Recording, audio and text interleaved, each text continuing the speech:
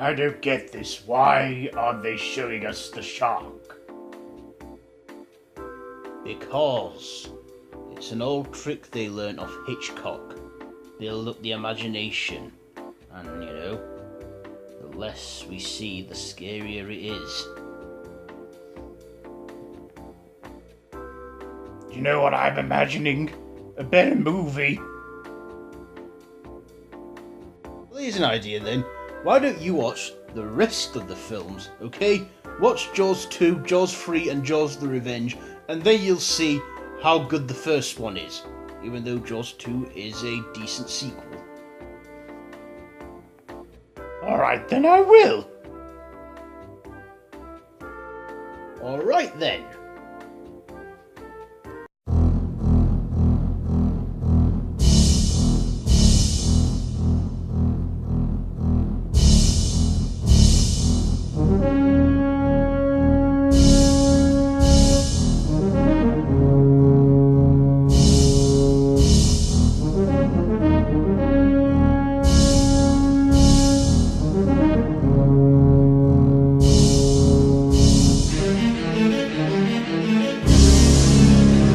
Hello there, YouTube, and welcome to this month's horror talk, coming to you from my bedroom. So, with it being Shark Week, this is a Shark Week special, and I thought, what better films to discuss this month than the Jaws franchise? So, let's get into it. So, in 1974, a book was published called Jaws, written by Peter Benchley, and it was published. And that the book, I have to say, not a huge fan of the book. Our three main protagonists in that are a bit of like arses, it's like you don't care for them and that. I'd much prefer the film to the book. So about a year later, Hollywood purchased the rights to the film and made it, with directed by, and they made it, and it was called Jaws, directed by the great Steven Spielberg, music by John Williams, starring Roy Scheider, Robert Shaw, Richard Dreyfuss, Lorraine Gary, and Murray Hamilton, and Bruce as the shark. So this was a year after, in 1975, and it just changed the way films were marketed after that, in like suspense and that films. Set on the fictional town of Amity Island, Chief Brody, he was the sheriff of that town, and, well, when he got word that there was a shark on the loose, the mayor, played by Murray Hamilton, he was like saying it's the 4th of July and we'll be open for business and that. So he gets in touch with a marine biologist played by Richard Dreyfuss and a fisherman played by Robert Shaw. And Roy Schneider plays the sheriff in it, Chief Brody. And they go out to hunt this shark. Now, for a lot of the film, we get a lot of a few kills at first. Like the opening scene with the skinny dipper, and she gets eaten by the shark. Also, the shark itself, we never really see the shark until a third into the film.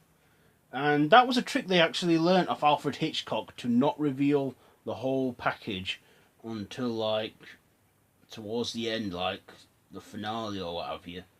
And they were using that hidden, the unseen, to make it scarier, which I think did work at the time, to build tension and audience's imagination.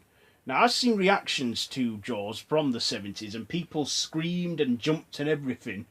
And my dad says it was very horrifying when there was a scene where they were looking at this fisherman's boat and there was no trace of the fisherman and his head came floating out. Apparently that was very horrifying for its time. And, I mean, it's considered very tame now. It's like PG-13, 12A. But at the time, my dad says this was like R-rated. And I can see why. I mean, when it was a PG in the 90s, I didn't quite agree with that, and I think, for its 30th anniversary in 2005, making it a 12 is probably a better idea. Um, so yeah, when we do see the shark, it's enormous, and it is played by Bruce. A remote controlled shark they used for close ups and that. From a distance, they were real sharks swimming, but close up, it was the dummy.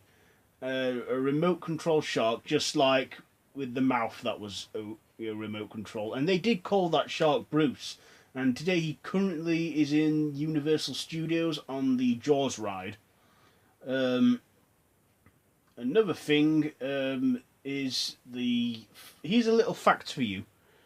In the scene where Richard Dreyfuss is in the shark cage and the shark's going for him, apparently that was a real shark, and in the cage it was a dwarf stuntman. Really, it's true. Look it up. The dwarf stuntman filmed that shark cage scene when the shark, got out. Also, in the end, Chief Brody gave us one of those iconic lines, "Smile, you son of a," before blowing the shark up. And Hollywood bends the laws of physics a bit there with the whole air tank in its mouth, because Chief Brody threw it into its mouth when he was fighting himself off from the shark. But blowing the shark up in real life, it wouldn't blow the shark up. It would just go further down, so it probably would still kill the shark, just not blow it up. So anyway, Jaws was a big success, and in 1978, 3 years later, we got Jaws 2. Now, to me, this isn't a bad sequel. I much prefer the first one, but this is the only decent sequel in the franchise, in my opinion. The second film was directed by J-Nut Swears. I'm going to butcher the name on the director.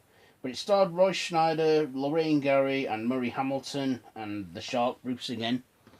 This time it was still at Amity Island, but they didn't waste much time revealing the shark, because we already knew what was coming by then. However, the shark did have a burnt face, all scarred and that, from an attack scene earlier on in the film when it was set on fire from attacking a boat.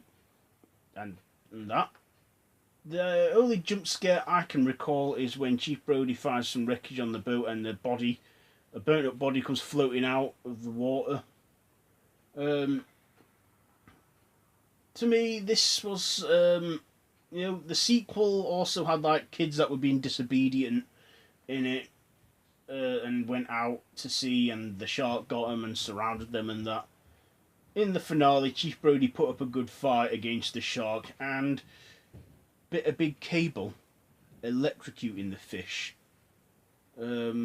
So that was the end of that one. Jaws 2 is considered PG these days, which I guess it is. It should be PG. So, because it's not as graphic as the first film, but I still think Jaws is the best one, the first film. So, in 1978, that was it for Jaws. Off screen. It was off screen for about 5 years before they made another installment.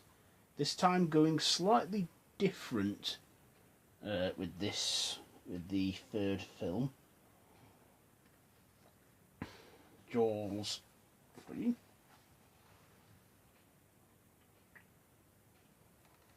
So yeah, 1983. Jaws 3 was out, directed by Joe Avis, starring Dennis Quaid, Bess Armstrong, Simon McCormick or whatever, and Louis Grossel Jr. So this third film, they went for a different approach. They made it in 3D, which back then it was a big deal because it was great effects. Of course, only certain parts of it was 3D, such as the sequences where it was really close up and in your face. So in this one, we get to see the shark more with crap shark footage and stuff. I think they blew a lot of the budget on the 3D effects and stuff. This time set in Florida in a in like a sea life park, where they catch the shark, but it's a great white, and great whites can't survive in captivity. We do get to see the shark's mother, so this is like Big Mama Jaws, and it goes terrorising that park.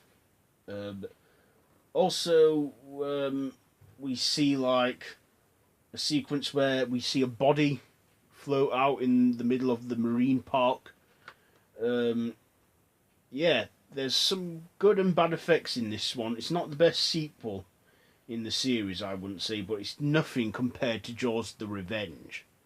So yeah, Jaws 3, set in Florida this time, had nothing to do with the Brody family, I don't think, or the Amity Island.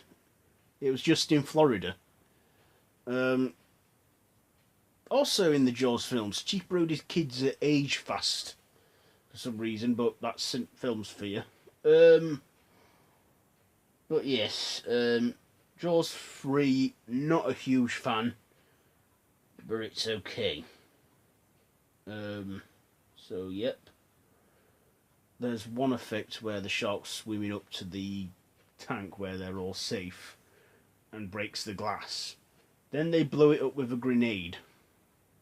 That's in one of the people's hands when the shark eats them.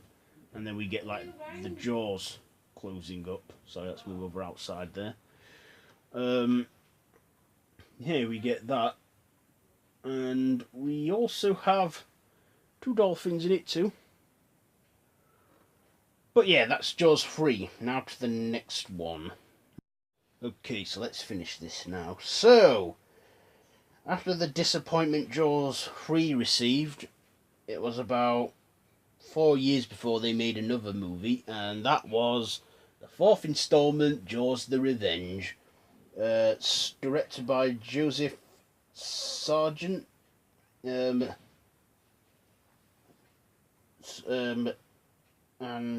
was it also directed by? And Marvin Van Peel or something. Starring Lorraine Gary, Lance Guest, Karen Young, and Michael Caine. That's right, that Michael Caine. Not one of his best films. So this film's like 30 years old now. This time set in the Bahamas. And there's so much wrong with this film. You know, the plot and everything. First of all, sharks don't hold grudges. You know, this one, it's like Big Daddy Jaws, and he's getting revenge on the Brody family for his family being killed. And sharks aren't close with their families, and yeah, it just does not make sense at all. Neither does the fact that the shark is in the Bahamas when they don't get sharks around there, I don't think. So yeah, Lorraine Gary returns as Chief Brody's wife. Roy Schneider's not in this one this time as Chief Brody, so I think he dodged a bullet there. And we had Michael Caine as her love interest. For me, I think this was like some sort of a, you know, Michael Caine must have really needed work to be in a film like that. But Jaws the Revenge, in the end, the shark gets killed by impaling it on the ship or blown up. I don't bloody know, because I've only seen that one a few times, because it's not my favourite one in the series at all, as you can tell. But yeah, Jaws the Revenge, not a fan. And it pretty much killed the franchise. So let me know down in the comments, what's your favourite Jaws movie? Let me know down in the comments. All my social media links, Facebook and Twitter, are down below in the description. You can also please be sure to hit that subscribe button and that notification bell so you can stay notified every time a new video has been uploaded to this channel. So yeah, that's pretty much it for this month's horror talk on the Jaws franchise. So until next time, don't have nightmares.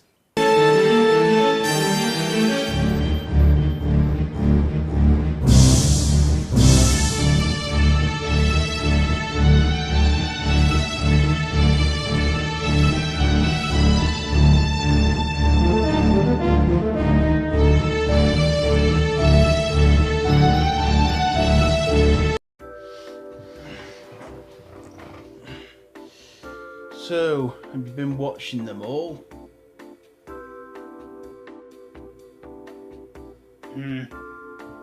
Yeah, you were right. Jaws 2 is okay, like you said, but 3 and 4.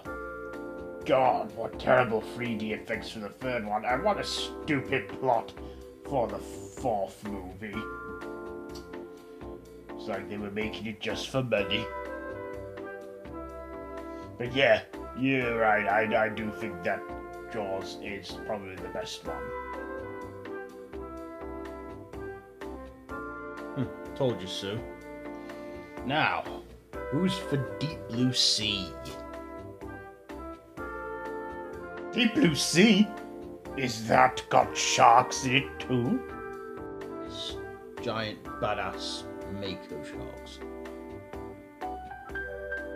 Woohoo! Let's watch then!